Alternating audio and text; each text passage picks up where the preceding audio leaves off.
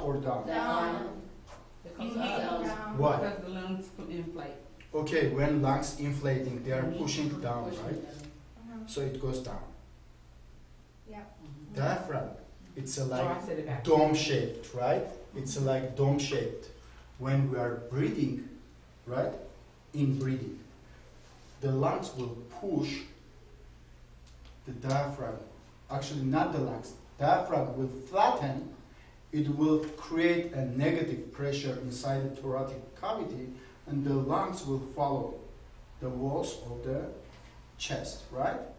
And it will push down the liver, kidney, and all the intestinal organs. That's why when we were doing ultrasound, if I need to see that organ more, because lungs will cover, I will ask the patient to make a deep breath so the diaphragm will push the liver and the kidneys and the spleen, which is here, right, down, so we can have a more access to that specific organ to see more clearly. So what's the function of stomach? Digestion. Okay, do you know what types of juices? Gastric Yes. acid and Do you know the names of cells that will secrete the hydrochloric acid? Do you remember the parietal cells that will secrete hydrochloric acid? And one more thing important. Have you heard about the intrinsic factor? What's the function of intrinsic factor?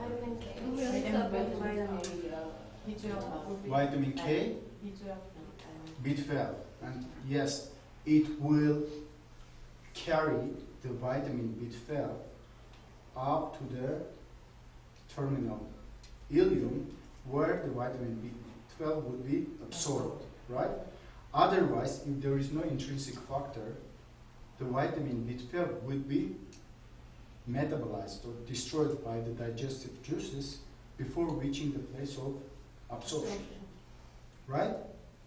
So if we have so-called chronic gastritis or some kind of damage of those parietal cells, the patient can have also vitamin B deficiency, right? What about the